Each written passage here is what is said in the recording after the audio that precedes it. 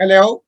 Good day to all the participants of this first ever virtual expo organized by Rice Exporters Association of Pakistan. In this first session, we will discuss Pakistan rice crop outlook, both basmati and white rice for the year 2021-22, the coming season. And to cover this panel discussion, we have invited distinguished panelists with knowledge and authority on the subject. Uh, Let me introduce you with the panelists for this session first. We have with us Mr. Malik Faisal Jangir, who is Senior Vice Chairman of our association, REAP, the youngest ever SVC we have. He comes from a notable rice business family, White Pearl Group. Then we have Mr. Samiullah Naeem from Atlas Foods Private Limited, a seasoned basmati brown rice exporter. And in Pakistan, we consider him authority on the subject. He has plenty of experience in basmati brown rice exports to EU.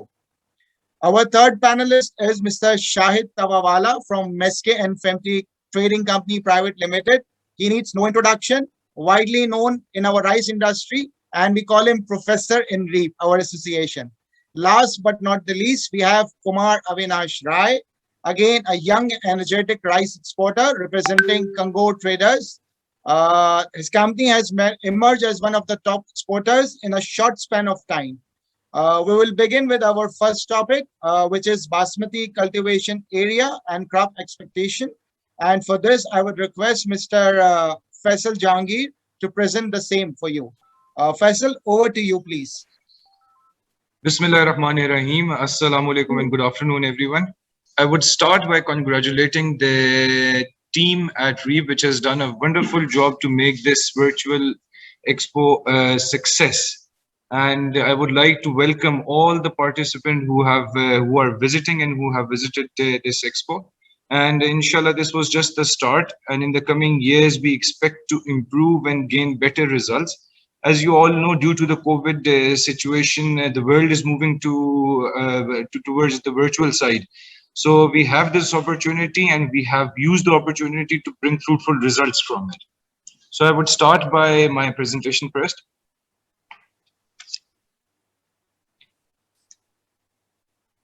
So I would start by the first slide, in which I will explain the basmati characteristics, tradition, and the geographical area.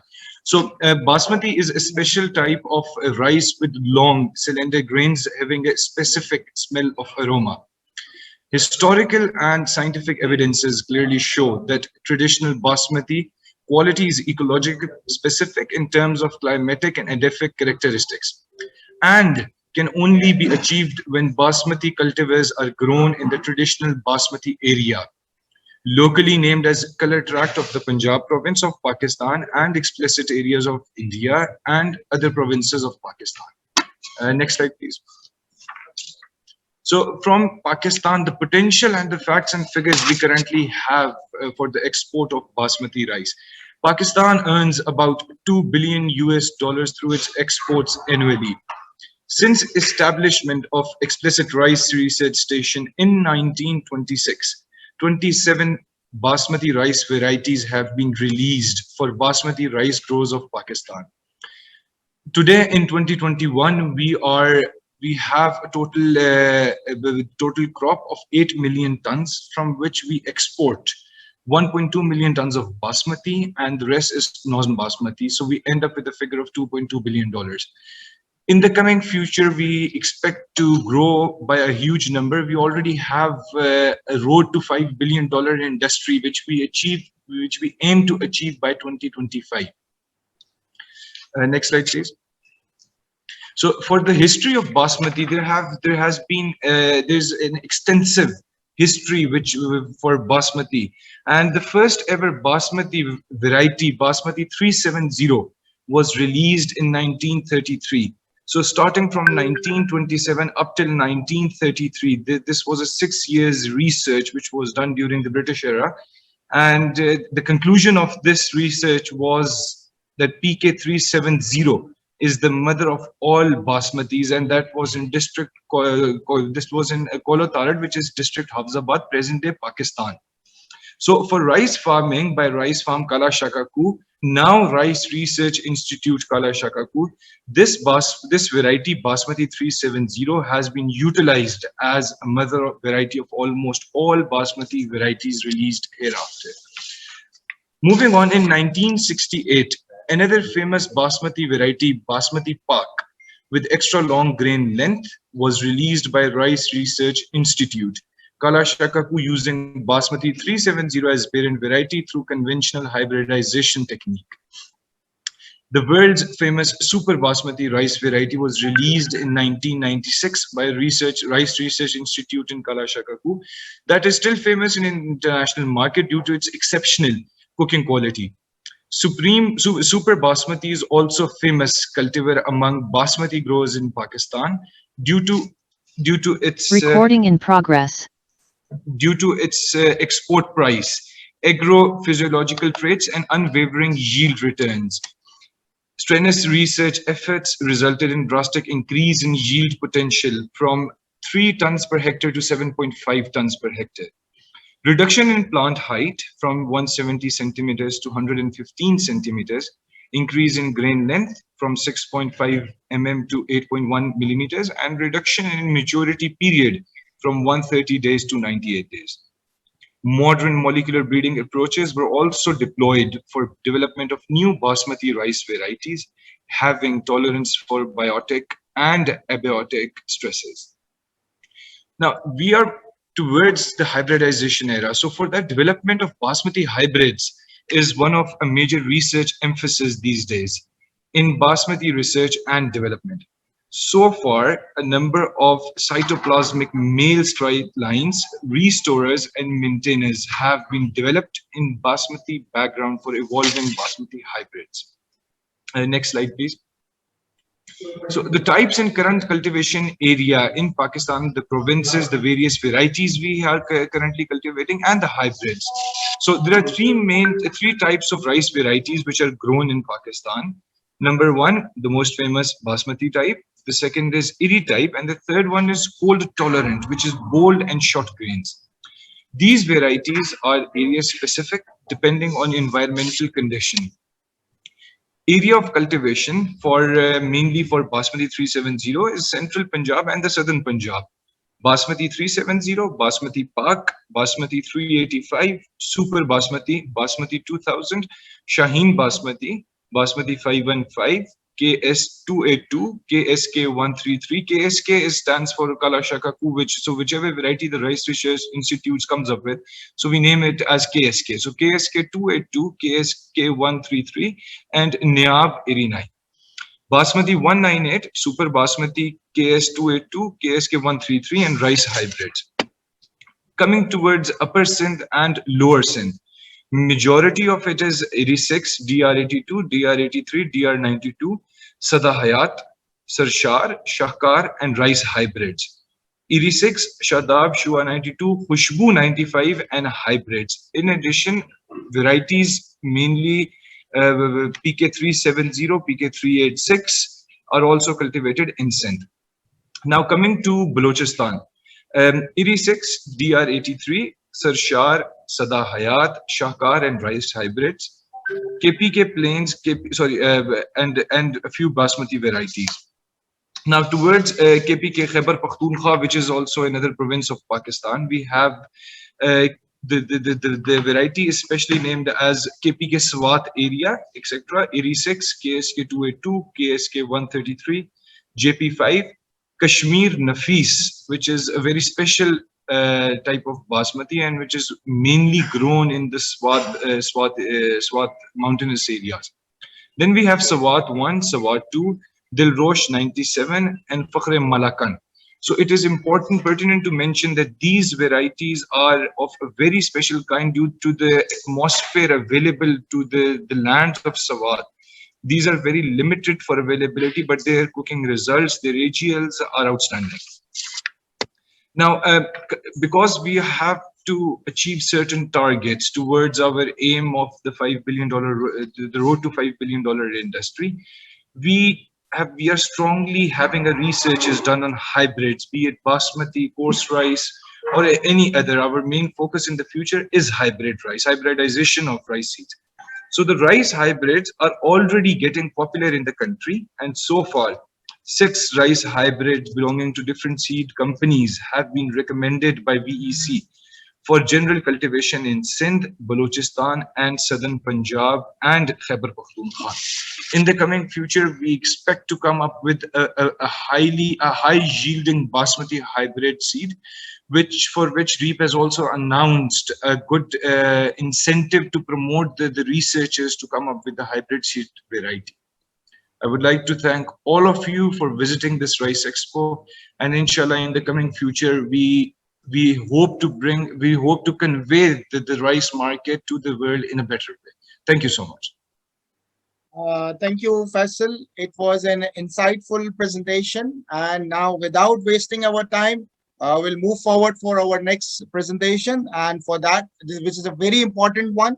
And for that, I would request Mr. Samiullah Naeem to present Pakistan brown basmati rice, a competitive advantage, a competitive edge. Thank you very much, Kazem. It's been pleasure to be on REAP Virtual Rice Conference. Uh, Myself, Samiullah, I'm the Chief Executive of Atlas Food, doing almost brown basmati rice export business since last decade, and have been working as XCM and REAP, as well as being part of the Code of Practice Amendment team that the whole dialogue took place in UK, and now as a convener for GI committee for the dispute between India and Pakistan regarding the basmati GI. Let's come to our presentation. It's regarding the Pakistani brown basmati rice comparative advantage. Next slide, sir. Just to give you a brief about Pakistan basmati, uh, we are, in terms of basmati, we are about 0.3% adding to the national GDP. 840,000 hectares of land is being cultivated under the basmati productions, and the paddy output is about 2.5 million tons. Uh, with respect to the basmati, Punjab is the major basmati zone, producing almost 88% of the total crop. Regarding basmati, you know, the word originated from bas means aroma and mati means soil, so it's the aroma of the mother earth. And the first reference was quoted in Heer Ranja, a poem by Waris Shah, which was from Jandiala Sher Khan, district Sheikhupura, now in Pakistan, and it refers back to 1766 year. Next slide, please. In terms of characteristics, basmati is known for extra long grain, excellent cooking kernel with unique aroma characteristics, nutty flavor, and almost double its elongation on cooking. Because of its intermediate amylose content from 19 to 26%, it gives higher volume expansion. There are certain basmati varieties available in Pakistan, including Super Basmati, which is the most famous one, and 385, which became extinct now. But there are other varieties like 515, 2000, Shaheen, Noor, Chanab Basmati. So there are multiple Basmati seeds available as per the demand of the customers. Some are good for parboiling and some are good for white and steamed as well. Next, sir. We have divided this presentation into three levels. One is farm level, second is milling level, third is buyer, our miller level in the European Union, and then at the consumer level. So when it comes to basmati rice, the basmati rice covers almost 10% of the total wheat crop area, and this tells that the area under basmati cultivation is not significant, and therefore we have more virgin lands available for basmati productions in next future as soon as the demand increases. In terms of farming, the Pakistan is highly compliant in terms of farming, and therefore our farmers use very safe inputs for their agriculture produce, and that benefits with higher food safety compliance, but at a cost of yields. So therefore, our rice is relatively costly to our competitors, but in terms of compliance, we are much ahead. In terms of farm capacities, the farmers are hesitant to use pesticide after this episode of Indian side non-compliance regarding tricyclazole and other pesticide issues. So farmers are now getting equipped to use lesser pesticide than before, and therefore our agriculture in terms of basmati supply chain is heading towards a safe productions. Farmers are more willing for sustainable rice productions and fair trade. That means the farmers are more concerned about international standards and want to get better value for their product by having standards opted at their farms. The farm mechanization is yet to increase in Pakistan. It is very rare that farm mechanization is in place, and therefore we expect once the farm mechanization wave would come in, it will increase our yields by 40%. And that means from the same area, if we say 10% of the kharif crop, we can have additional 40% output, and this will reduce the cost in the coming future.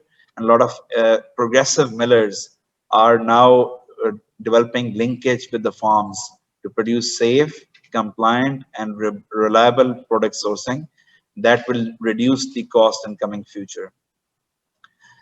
Then it comes to, Pakistan in terms of basmati production, the land is 3 times lesser than that of India. So any production technology is easily applicable, and it's easy to reform the whole production technology at the farm level. The the holding of the farmers is 5 acres, so quite approachable farm management with the farmers. Next slide, cousin. In terms of pesticide, if I would say this is a rapid alert, you've seen that in Pakistan, the top one is, I don't know why it's not coming, but anyways, this top one is 12 plus 4 plus 3 plus 8. This is Indian side. So India got a lot of tricyclazole issues. 12 rapid alerts came from India, and the 2 came from Pakistan.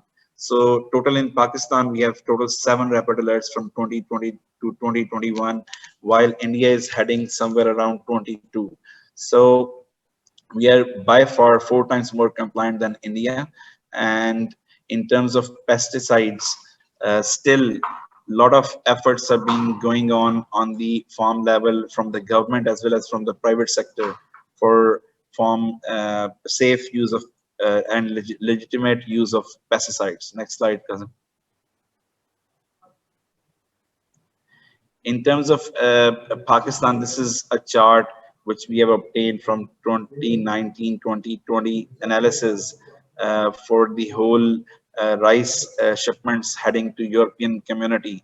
And the samples that were checked, this is the biggest right now segment is tuberconazole, which is a fungicide, which has from 2019 from 11.15% to increase to 14.96% in 2020, and then in 2021 to 22.56. So this is the major fungicide that is being used at tuberconazole, and the government as well as the private sector is now putting effort to reduce the use of this pesticide, fungicide, and then we are going to provide alternative to our farmers.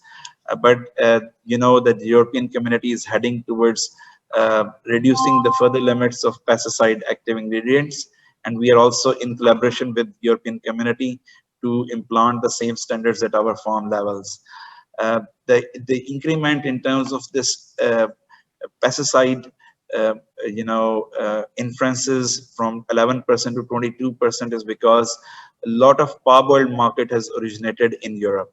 And parboiled, I think, is a more sensitive subject in terms of pesticides, because when you prepare a parboiled, you soak the paddy in the hot water, and therefore a lot of water soluble pesticide it dissolves into water and then penetrates into the grain. So therefore, in terms of parboiled, you have more instances of having pesticide contamination than in brown or white form. Therefore, the segment for parboiled is increasing in Europe. Our competitors have been knocked down in parboiling segment, and a lot of shipments have moved from Pakistan now in the parboiling sector. And therefore, the contaminations in parboil for our consumers as well as our buyers, they need to keep a watch on the parboiled shipment more than on the brown rice. Next one, Kazem. This is, the instances. So you see the biggest surge is in the tuberconazole again. what I have mentioned, it goes about 23% of the total pesticide. If we took about 2,000 samples, out of that, if there were 60 samples which were high in pesticide, we have seen out of those detected samples with higher level of pesticide, the biggest pesticide bank was tubaconazole. So tubaconazole, we are going to have a farm level intervention to reduce it below 10% in the next couple of years, so that European community could have safer pesticide, safer product for their consumers. Next slide, Cousin. In terms of process level, yes, the biggest issue with Pakistan brown rice is about the mycotoxins.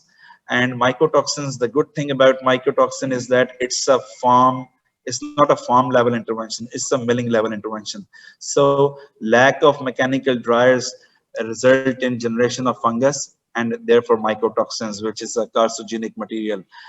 Local millers are investing a lot on the mechanical drying side, and therefore I can assure to all the community abroad that in future we will have much more compliant product available, which is aflatoxin free. Right now, the government as well as the private sector is investing with the local millers to implant the mechanical dryers for saving the paddy at a low moisture level. Rapid kit analysis for aflatoxins are very frequently available now at the milling level, and therefore our millers are able to segregate the aflatoxin infected product from a compliant product. And therefore, the compliant product will be destined for the European market, while this contaminated product, we have other markets for that. In that reference, now the aflatoxin in coming couple of years will be a lesser issue for our buyers. In terms of progressive exporters are investing a lot into the supply chain. So now there's a huge effort being conducted at the Rice Exporter Association as well as progressive exporters level to educate the supply chain and integrate them into a chain. All the stakeholders for compliant yield enhancement, environmental factors, moderate usage of water, water saving, social compliances, women empowerment, child labor, so all things are in place. If you would have gone through sustainable rice production standard, there are many indicators which now being implanted at the farm level in basmati areas. The biggest benefit with the millers in terms of basmati brown rice is their operational capacity increases by 50%. Reason being because they don't need to polish it to white milled. So brown has higher yield, so you have additional from the same milling capacity, you can have additional grains for export. uh, you are all aware that brown basmati export segment, our buyers prefer to buy early buying. Therefore, early season buying assure that our buyers get a product at a lower price, a cost-effective price, and the millers get a fast rotation of funds. So from the same funds, they will be able to export more volumes and earn more profit to their companies rather than in terms of milled rice, which requires a lot of aging over years and then can be destined to Gulf or Iranian market. Next slide.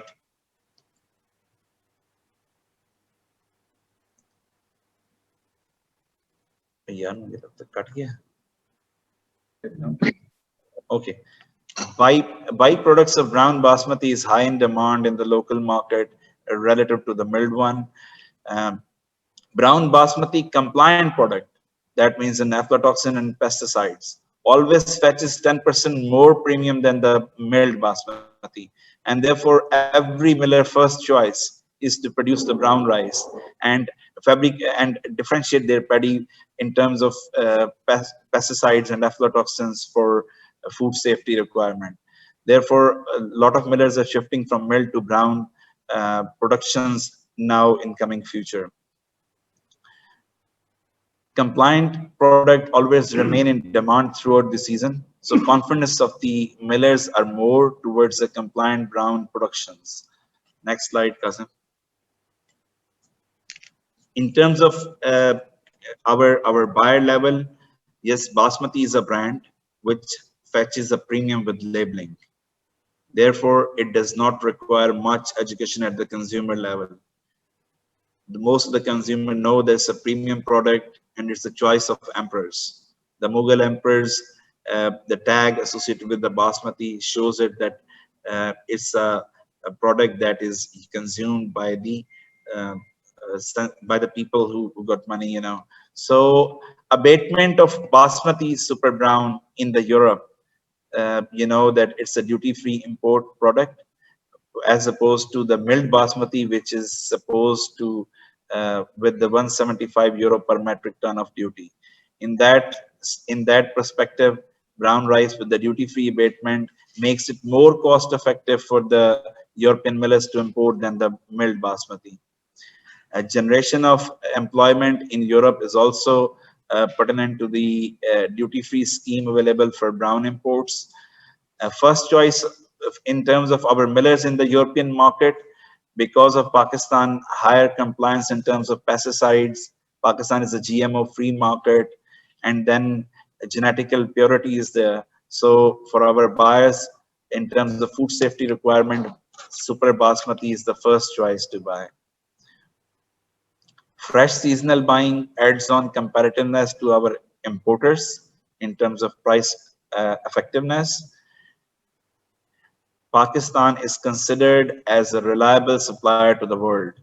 We have never banned our exports in last 3 decades, as opposed to our competitors, which have banned in 2007-8 when there was a world food crisis.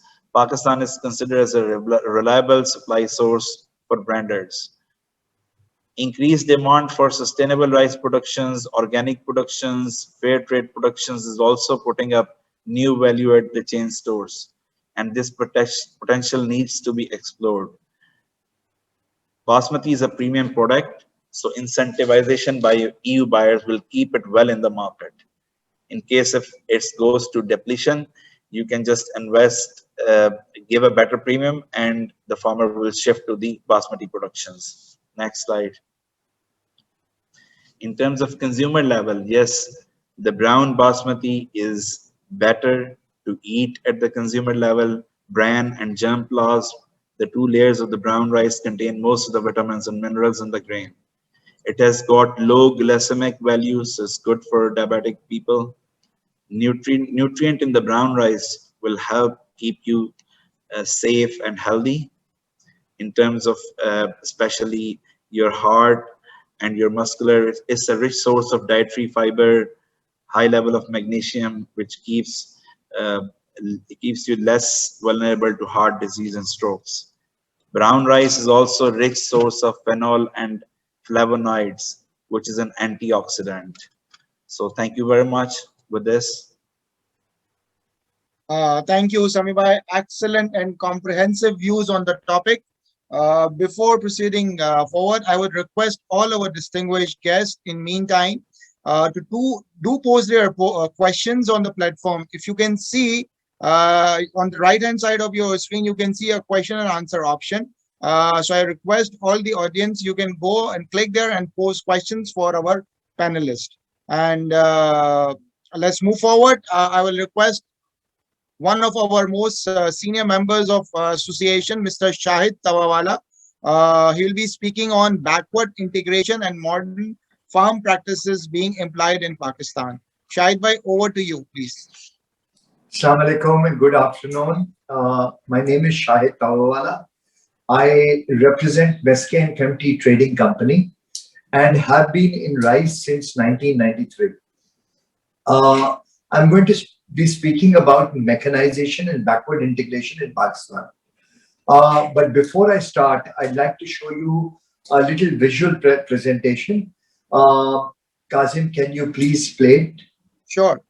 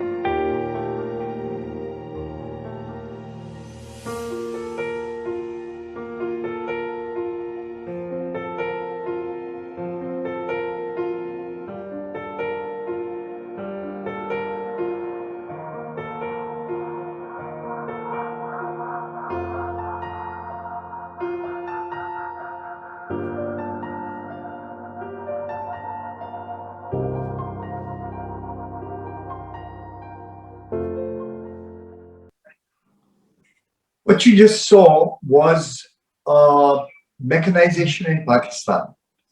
This is the level of mechanization in Pakistan. Now, for a buyer of Pakistani products, what does mechanization mean? Basically, it means consistent supply chain and a consistent product. Now, I'll get into the details of the advantages of mechanization. Mechanization basically means that seeding will be consistent, so per acre yields will be enhanced, so more volume. More volume basically means a consistent price to the buyers, and therefore that they don't see huge shocks in prices where prices move up and fall down very, very fast, because there's a consistent supply chain. Now, when we plant in rows and we plant through a seeding machine, the distance between each plant is uniform. Therefore, you have maximum tillering and the least, because airflow is very consistent, so pests are less.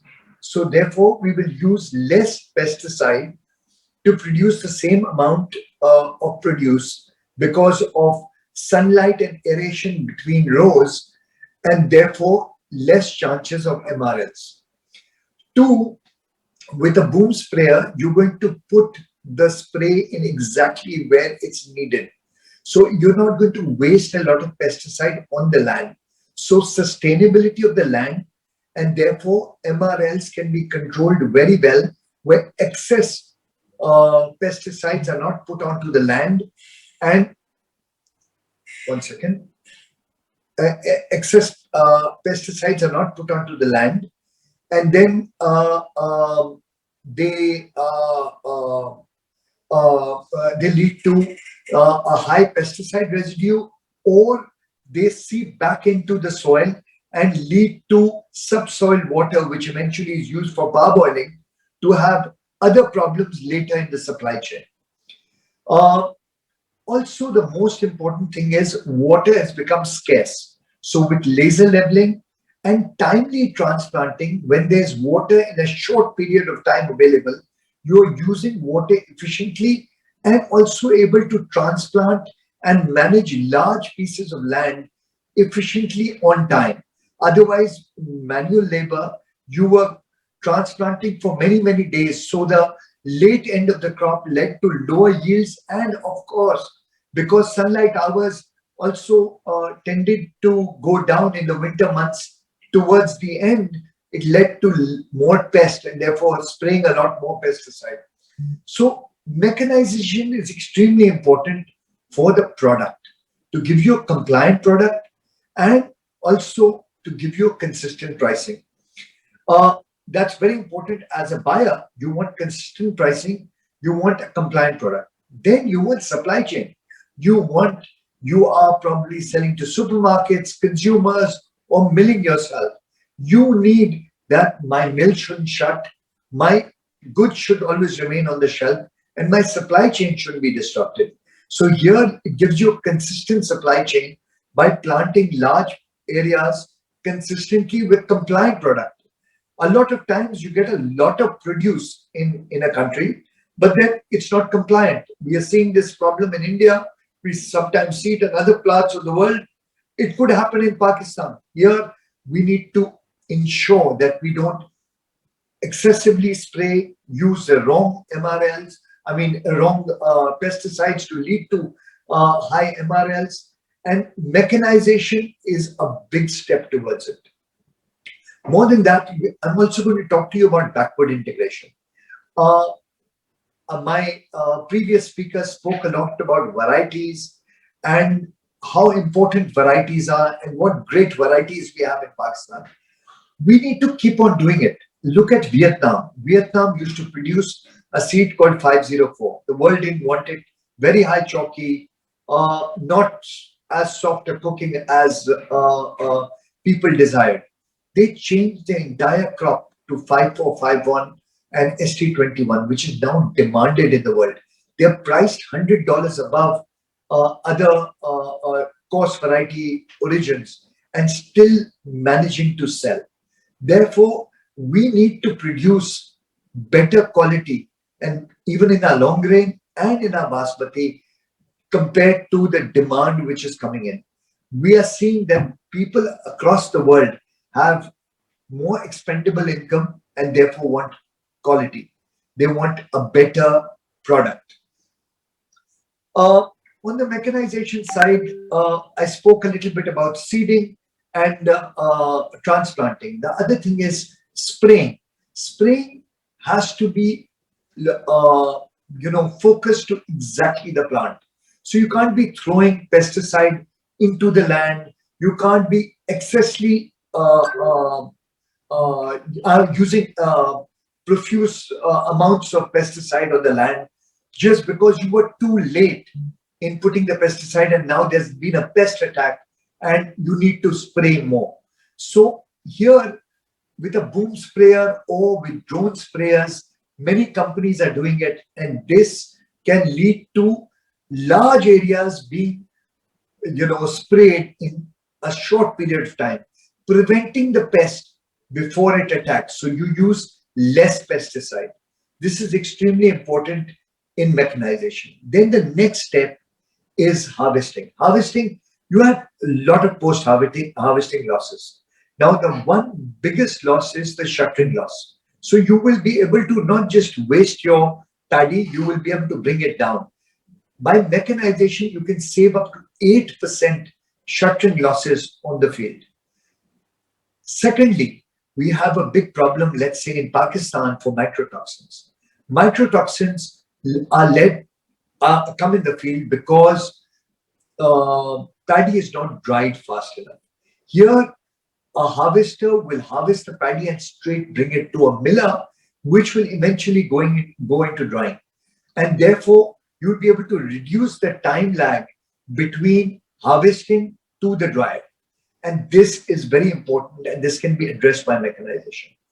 Our millers, many millers like Galaxy, Atlas, Matco, Engro, these are all great millers which have engaged with the farmer to develop and encourage them to do this.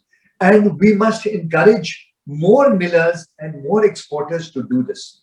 We as MESCE are starting to do mechanized services and helping millers and also helping our exports.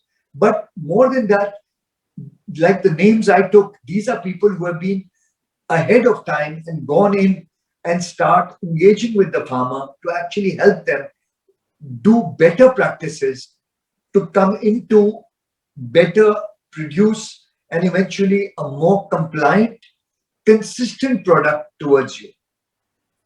This is what mechanization can do for Pakistan. And I would, as buyers, you can actually encourage this happening. If you put your foot down and you ask for this, this will actually happen. Also, your demand actually pushes the supply. And therefore, this is what Pakistan has made leaps and bounds before even you came in to pressurize the supply to do these things. They've done it under their own initiative. So Pakistan's been ahead of the curve, and they're trying really hard to give you a consistent, compliant product with good quality. Thank you. I hope my slides have been informative. I've not gone as per my slides. They've just given the bullet points of everything which I told you.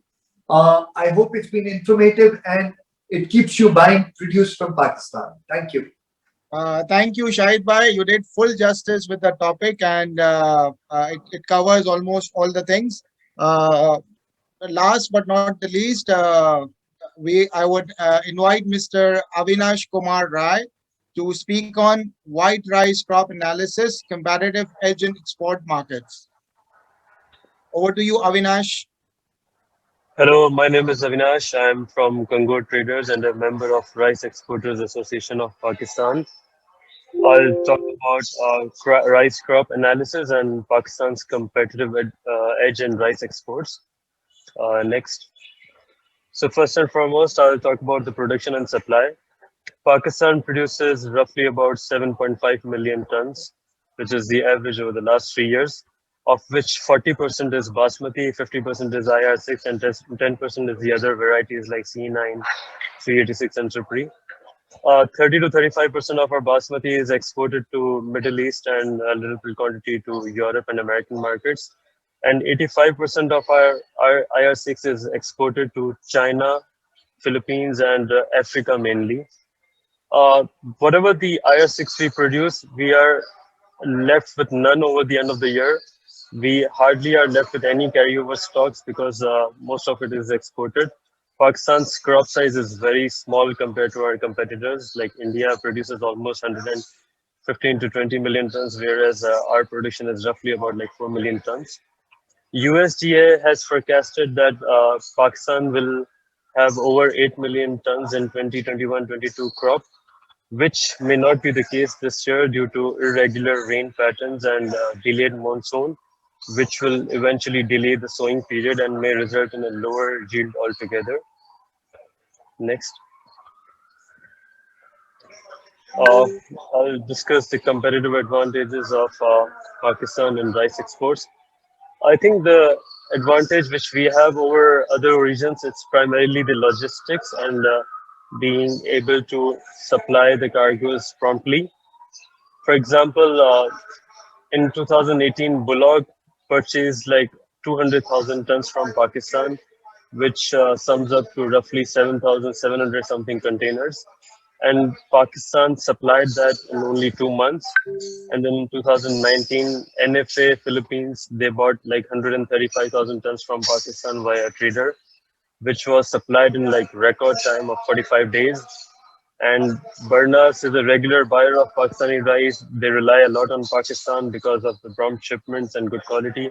And MOT Iraq this year purchased about 60,000 tons from Pakistan, which Pakistan fulfilled in spite of the very difficult logistics issues all around the world nowadays, with higher freights and lack of containers and lack of breakbulk ships. But still, Pakistan managed to supply that in a very short period of time. Apart from that, we have a great freight advantage to East Asian countries, which supports our higher FOB prices. For example, we might be more expensive than India, Vietnam, and Thailand in terms of FOB prices.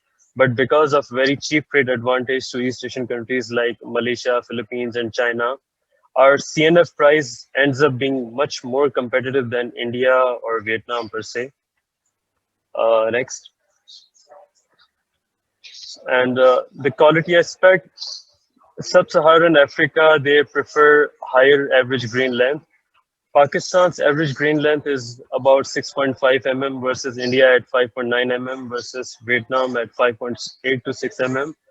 Pakistan's rice is actually compared to Thai rice, which sells at a premium in African markets, almost at a $20 to $25 premium, which gives, in fact, a lot of the customers in Africa, they bring Pakistani rice, but they want us to mention Thai rice on it because the similarity is so close.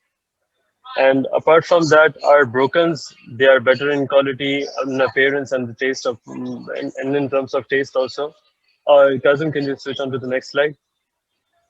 uh, I have added these two pictures of broken rice. One is the Pakistani broken rice on the left, and then the other is Indian broken rice on the right. Our broken is much thicker in quality, and India's B2 is actually our B3 because India's broken is very thin. So we get a much higher premium in our brokens as well in markets like Dakar, for example, where Pakistani rice is sold almost 22 euros higher than the market. So we have great advantage in the sales of our byproducts, which also supports our prices for 5% and 25%. Next. So I'll conclude by saying that regardless of whatever the quality advantages or freight or anything we have, eventually it is the price which matters, and rice is highly price elastic, IR6 in particular. I think more than the marketing, we should focus on increasing the production like what Shahid Bhai said a while ago, and mechanization is one way to do that. Because whatever the rice we produce, it's entirely sold before the new harvest even comes in the market. So the only way we can achieve a higher market share is only with higher production. That's all. Thank you, Thank you. Avinash. It was an excellent insight on the topic. And I first of all, I thank you all the panelists. We had excellent presentations on the topics. Now we will straight away move towards the Q&A session, and we will begin with our. I will. I'll. I would first ask Mr. Samiullah Naeem. My first question is towards Mr. Samiullah. Uh, Sami, we have noticed that basmati trade focus is getting shift towards extra long grain varieties, actually, due to its popularity in catering business. You know, we have extra long grains. So how do you see the future of traditional basmati varieties? Kazim is with me. Yeah, yeah. Okay, so with the traditional basmati varieties, yes, there will remain a segment in the traditional basmati variety.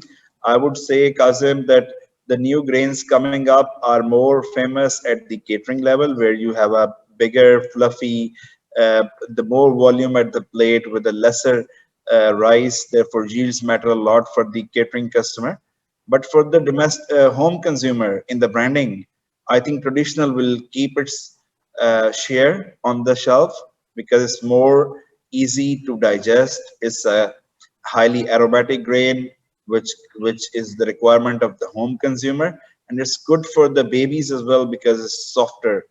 And therefore, I think this traditional basmati varieties will keep this segment intact, while at the catering level you need a high yield and fluffy varieties. Thank you. Yeah, I got it. Thank you, Sami bhai. The next question is from Mr. Faisal. Uh, Please advise what efforts are currently being taken to increase the acreage of basmati and also in terms of yield. And please also speak on hybridization. So, Kazim, can you Faisal, please repeat did the you get question? my I missed the question? first part.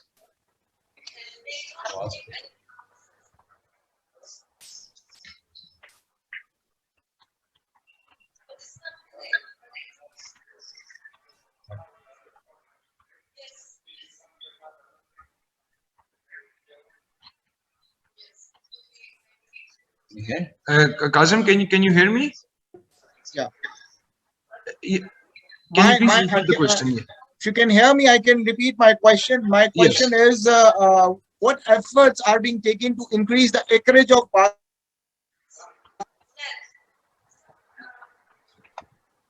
So what I didn't get that because the line is breaking. Can you please repeat it? Sorry. Okay, I'm asking what efforts are being taken to increase the acreage of basmati crop and to increase the yield actually.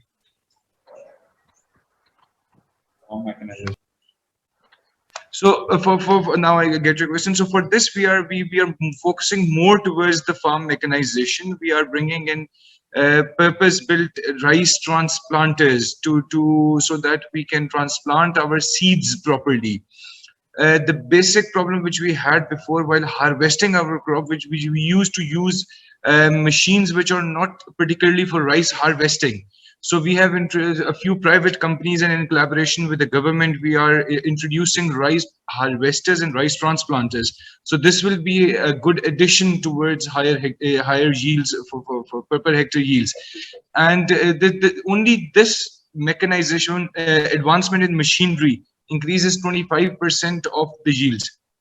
In addition to this, we are already working, as I've mentioned in my presentation as well, that we are working towards hybrid basmati varieties and other hybrid seeds. So by default, the seed has a better potential for a higher yield.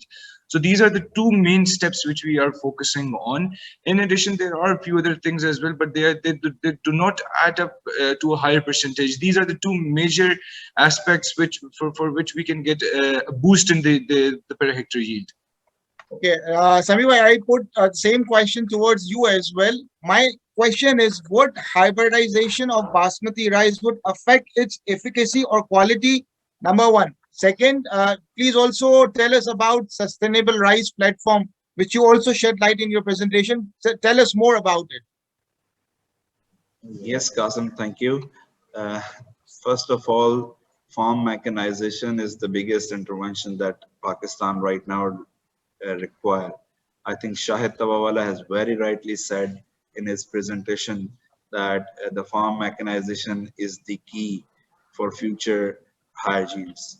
But hybridization, uh, you know, I was just looking today from 2012 before and afterwards, Pakistan long grain exports have increased many folds.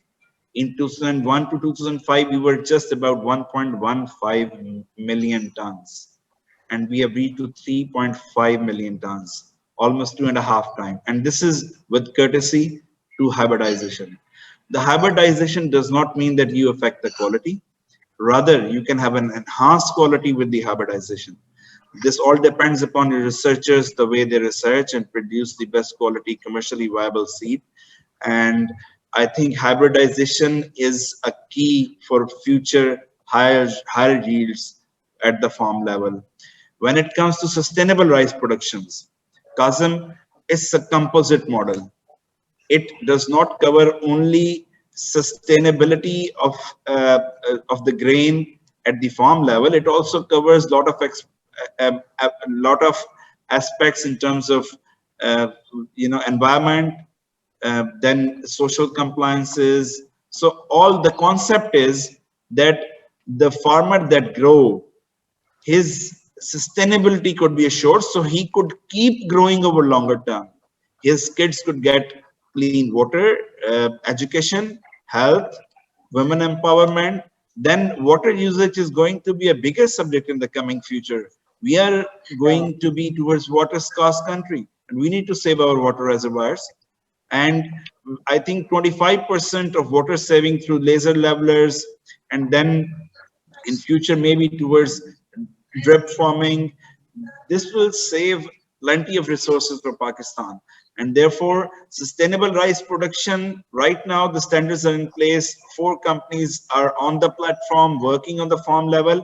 And I'm looking a lot of interest from the European buyers to put this label on their bags. And we are heading towards a place where we'll have a traceability at every bag from the farm level, so that every consumer could have a right to scan the code and could see who's the farmer and how is sustainability is being assured. And I think this is a step forward towards a real rice, basmati rice supply chain enhancement. Thank you. Thank you, Sami Bhai. That was very insightful, and you shed light on SRP as well. Now, my next question is towards our professor, Mr. Shahid Tawawala. Shahid Bhai, just if you can provide a figure, what is the potential of white rice crop increase after efforts that are being taken for mechanized farming and harvesting? What is the potential of increase in Pakistan? Uh, Pakistan potential is huge. There are two folds of increase. One is the increase of land area which is not being cultivated.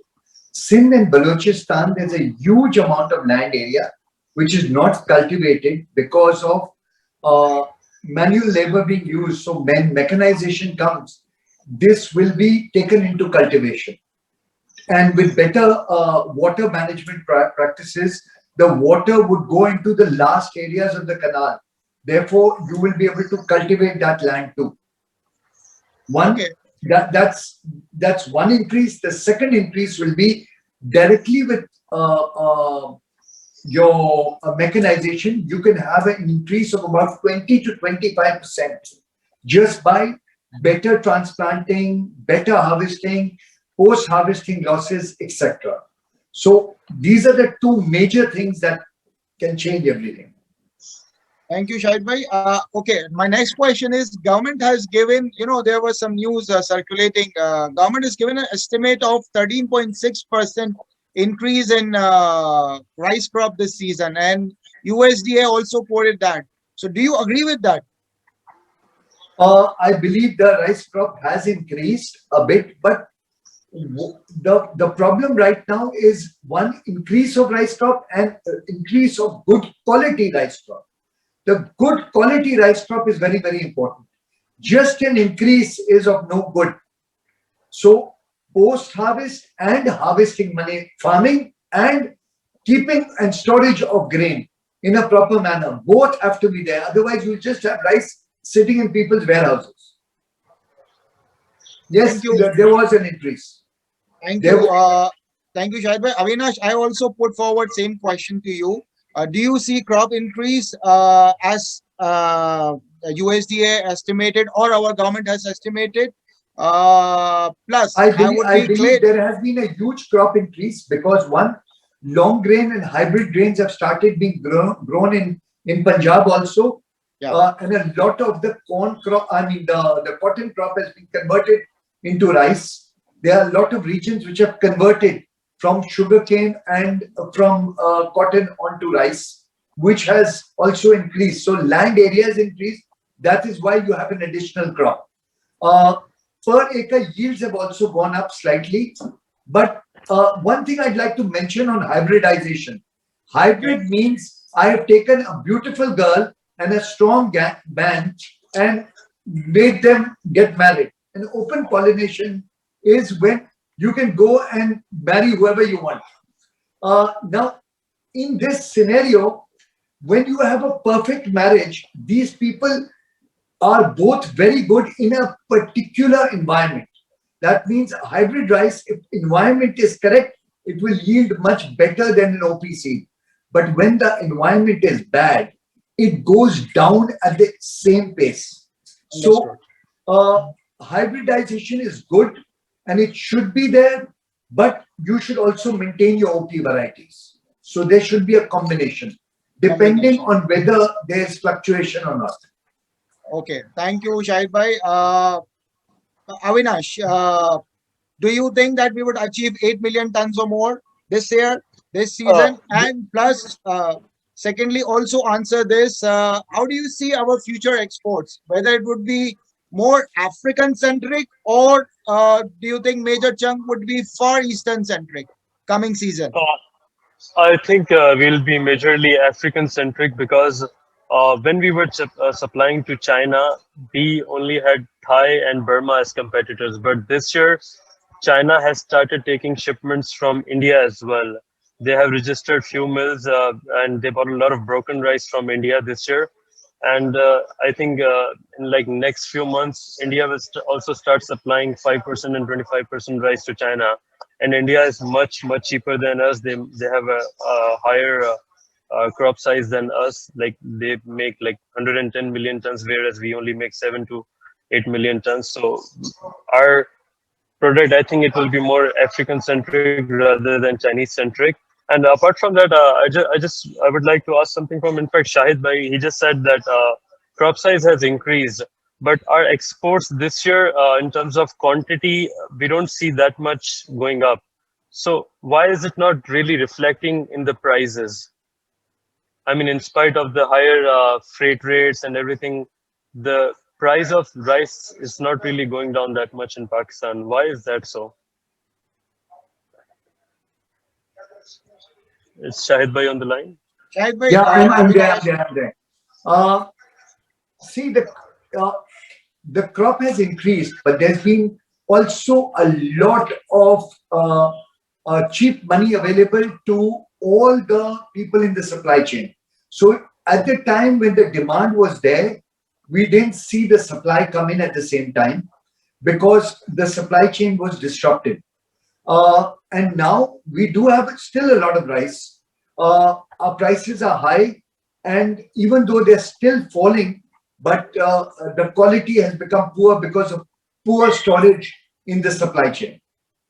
okay, Shahid bhai, actually we are running out of time, and though we have a lot of questions coming in, but our specified time has come to an end.